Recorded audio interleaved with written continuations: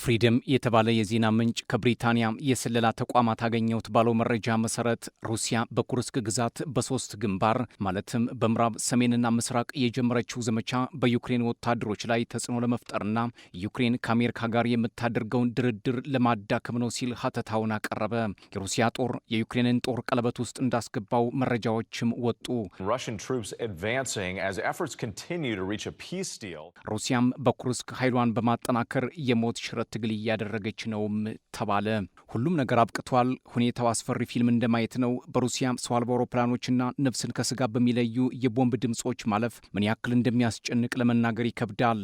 ይህንን የሚሉት ከኩርስክ ግዛት እያፈገፈጉ የሚገኙ ወታደሮች ናቸው። በጦርነት አውደ ውጊያ ላይ የሚታየው ነገር ህልም የሚመስል ነው። አሁን ሁሉም ነገር ጨልሟል ይላሉ ወታደሮቹ። ከዩክሬን ወታደሮች ያገኘሁት ባለው መረጃ ቢቢሲ እንዳስነበበው አብዛኞቹ የዩክሬን ወታደሮች በመቅዘፍት ውስጥ የሚያልፉ ሆነዋል። ከሩሲያ የሚዘንበውን እሳት ለመቋቋም አቅምና አቅል አልባም መሆናቸውን ተናግረዋል። የጦር መሳሪያቸውንም እየጣሉ እንዳፈገፈጉ መረጃው አክሎ ገልጿል። የዩክሬን ኃይሎች ትልቋን ከተማ ሱድዛን ከተነጠቁ በኋላም የጦርነቱ መልክ ተቀይሯል ይላሉ ወታደሮቹ። ባለፈው በፈረንጆቹ መጋቢት 9 አንድ ወታደር ለቢቢሲ በላከው መረጃ ኩርስክ ውስጥ ያለው ነገር አእምሮን የሚረብሽ ነው ሲል ይገልጻል። እንደ ፖለቲካ ተንታኞች ኩርስክ ከዩክሬን እጅ መውጣት ምናልባትም የጦርነቱ ፍጻሜ አሊያም የውጭ ኃይሎች በተለይ የዩክሬን አጋሮች ሊገቡ እንደሚችሉና ይህ ከሆነ ደግሞ ሌላ ግዙፍ ጦርነት በዓለም ላይ ሊቀሰቀስ ይችላል ሲሉ ስጋታቸውን ያስቀምጣሉ። የሩሲያና ዩክሬን ጦርነት ከሳውዲ ተኩስ አቁም ስምምነት በኋላም ሌላ የፖለቲካ አስተላለፍ እንደተፈጠረም የፖለቲካ ተንታኞች እየተናገሩ ነው።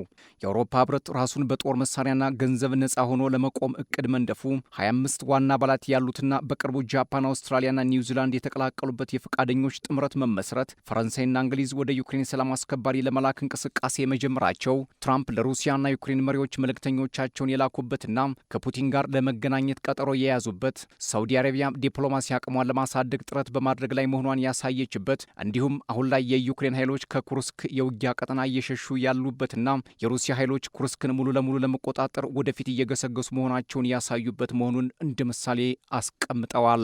ሞስኮ በምዕራብ ሩሲያ ኩርስክ ግዛት ባለፈው ነሐሴ 6 2004 የገቡትን የዩክሬን ወታደሮች ለማስወጣት ከባድ ትንቅንቅ እያደረገችና ወደፊት እየገፋች እንደምትገኝ የሩሲያ ባለስልጣናት በመናገር ላይ ናቸው። ኪየቭ ነሐሴ ላይ በሩሲያ ኩርስክ ግዛት መብረቃዊ ጥቃት የከፈተችበት ዋና ምክንያት በምስራቅ ዩክሬን ያለውን የሩሲያን ጦር አቅጣጫ ለማስቀየርና ከሞስኮ ጋር የሰላም ንግግር ለማድረግ እንደ መያዣ ለመጠቀም በማሰብ እንደነበር ጉዳዩን የሚከታተሉ ወገኖች ይናገራሉ።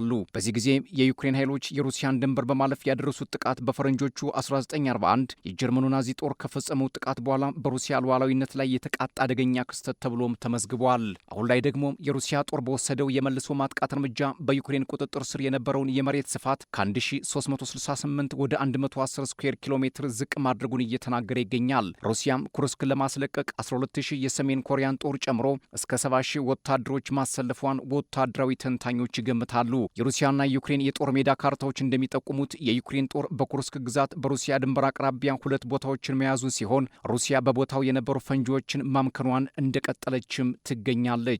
በዚህ በተፋፋመ ጦርነት ውስጥ የሚገኙ የዩክሬን ወታደሮችን ለመታደግ የአሜሪካው ፕሬዚዳንት ዶናልድ ትራምፕ በኩርስክ ተከበዋል የተባሉ የዩክሬን ኃይሎችን ሕይወት ለማትረፍ ጥሪ ካቀረቡ በኋላ የሩሲያ አቻቸው ቭላዲሚር ፑቲን ወታደሮቹ እጅ የሚሰጡ ከሆነ ብቻ ለሕይወታቸው ዋስትና እንሰጣለን ብለው መናገራቸው የሚታወስ ቢሆንም አሁን ላይ የወታደሮቹ ሕይወት አጣብቂ ውስጥ እንደሚገኝ ከጦር ሜዳ የሚወጡ መረጃዎች እያመላከቱ ነው። የዩክሬኑ ፕሬዝደንት ቮሎዲሚር ዜሌንስኪ ግን ወታደሮቹ እንዳልተከበቡና ሩሲያ በሱሚ ግዛት አዲስ ጥቃት ልትከፍት እንደምትችል ስጋታቸውን ከማስቀመጥ አልሸሸጉም። ፕሬዝደንት ዶናልድ ትራምፕ 3 ዓመት ያስቆጠረውን የሩሲያና ዩክሬን ጦርነት ለማስቆም ከፕሬዝዳንት ፑቲንና ዜሌንስኪ ጋር በመልእክተኞቻቸው በኩል ውይይት እያደረጉም ይገኛሉ። አውሮፓውያንና ዩክሬን አልተሳተፍንበትም ባሉት በሳውዲ የተደረሰውና በአሜሪካ የቀረበውን የ30 ቀን የተኩስ አቁም ስምምነት እቅድ ዜሌንስኪ መቀበላቸው የሚታወስ ሲሆን ሩሲያ በበኩሏ ማንኛውም ተኩስ አቁም ወደ ዘላቂ ሰላም የሚወስድ መሆን አለበት ስትል ቅድመ ሁኔታዎችን ማስቀመጧ የሚዘነጋ አይደለም። በተጨማሪም ሩሲያ ዩክሬን የሰሜን አትላንቲክ የጦር ቃል ኪዳን ጥምረት ኔቶ ወደ ምስራቅ መስፋፋቱን እንዲያቆምና ዩክሬን የህብረቱ አባል እንዳትሆን በጽኑ መፈለጓ፣ ዩክሬንና አጋሮቿ ደግሞ የኔቶ አባል መሆን አለባት ብለው እየተከራከሩ ባሉበት ወቅት ዩክሬን ከማንኛውም የሰላም ስምምነት እንድትገለል ሩሲያ መጠየቋ ሁለቱ ወገኖች እንዴት ወደ ተኩስ አቁም ስምምነት ሊመጡ ይችላሉ የሚሉ ጥያቄዎች በመነሳት ላይ ናቸው። ለ3 ዓመታት የዘለቀውን የዩክሬን ጦርነት ሰላማዊ እልባት ለመስጠት ውይይቶች የቀጠሉ ቢሆንም ፕሬዚዳንት ፑቲን የተኩስ አቁሙን ቢደግፉም ሰላምን በዘላቂነት ለማስፈን ከበድ ያለ ቅድመ ሁኔታዎችን ማስቀመጣቸው ሁኔታውን ሳያወሳስበው እንደማይቀር ይገመታል። በመጨረሻም የአሜሪካው ፕሬዚዳንት ዶናልድ ትራምፕ ጦርነቱን ለማስቆምና ድርድር ለመጀመር ከፑቲን ጋር 90 ደቂቃ የፈጀ የስልክ ውይይት ካደረጉ በኋላ የፊታችን ማክሰኞ ከፑቲን ጋር በስልክ እንደሚመክሩ የክሬምሊን ባለስልጣናት መምከራቸውን ሮይተርስ ማስነበቡ የቱርኩ ፕሬዚደንት ረሲፕ ጣይብ ኤርዶዋን አሜሪካም የሩሲያና ዩክሬን ጦርነትን ለመቋጨት የምታደርገውን ጥረት እንደሚደግፉ ለዶናልድ ትራምፕ መናገራቸውን አናዶሉና ዘኬብ ኢንዲፔንደንት መዘገባቸው የዛሬው የሩሲያና ዩክሬን ጦርነት ጉዳዮች ሆነው ውለዋል።